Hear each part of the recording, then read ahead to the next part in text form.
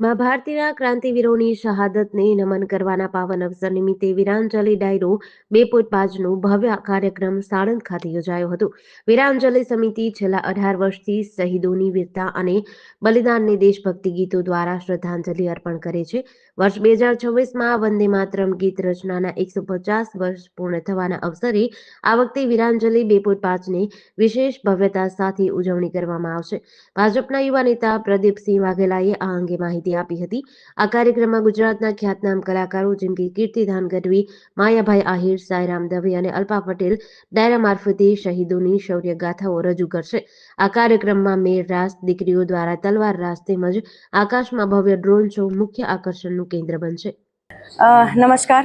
23મી માર્ચના રોજ વીરાંજલિ કાર્યક્રમ છેલ્લા 18 વર્ષથી આ કાર્યક્રમ થાય છે અને આ વખતે 19મું વર્ષ વીરાંજલિનું અને મને બીજી વખત ગાવાનો અવસર મળ્યો છે.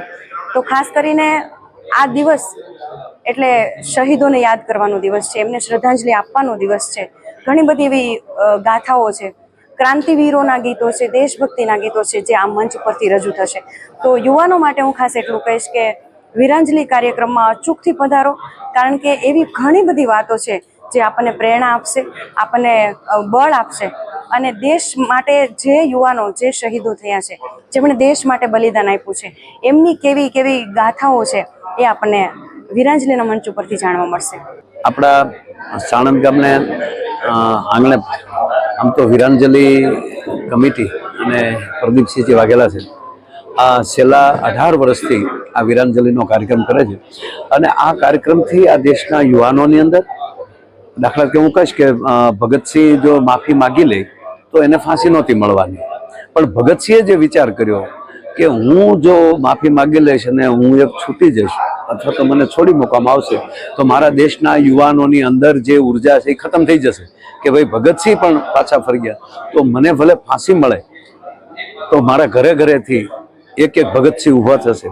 કહેવાનો મતલબ કે આવા વીરવર પુરુષોની વાતોને આપણે કદાચ ભૂલી ગયા છીએ. તો આ વીરાંજલિ કાર્યક્રમથી જે આપણા દેશના યુવાનોએ મહાત્મા ગાંધી બાપુથી લઈને ટૂંકમાં કે એક નાનામાં નાના માણસ સુધી જે ઝવેરચંદ મેઘાણીને લખવું પડ્યું કે રક્ત ટપકતી સો જોડી સમરાગણથી આવે, તો આ રક્ત ટપકતી જોડી કેટલા કેટલા વીરોથી ભરાણી છે, કેટલા વીરોનું રક્ત પડ્યું છે.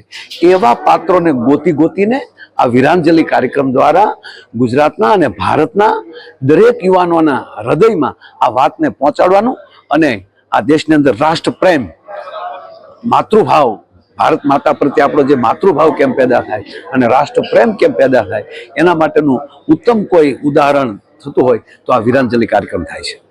ક્યારેક એવું લાગે છે કે આપણે પુસ્તકો વાંચતા નથી એટલે ક્રાંતિવીરોની બાયોપિક વાંચવાનો આપણને સમય જ ન મળ્યો.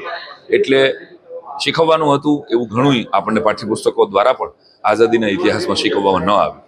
એટલે કાળની રેતીમાં ગર્ત થયેલા એવા ક્રાંતિવીરો કે જેણે પોતાના લીલા માથાનું બલિદાન આપ્યું અને એમણે કે એમના પરિવારજનો એના બદલામાં કંઈ માગ્યું નહીં, તો એ ક્રાંતિવીરોને પુણ્ય સ્મરણ તો આપણે કરીએ એવા શુભ આશયથી છેલ્લા 18 વર્ષથી વીરાંજલિ સમિતિ દ્વારા આ કાર્યક્રમનું આયોજન કરવામાં આવે છે અને આ વખતે 19મા વર્ષમાં પ્રવેશી રહી છે.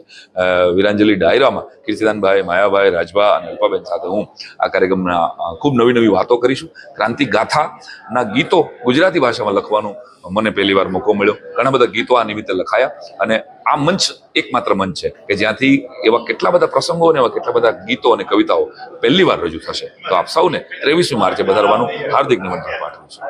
જેડીસી ન્યૂઝ સાથે સંજીવ રાજપૂત, અમદાવાદ.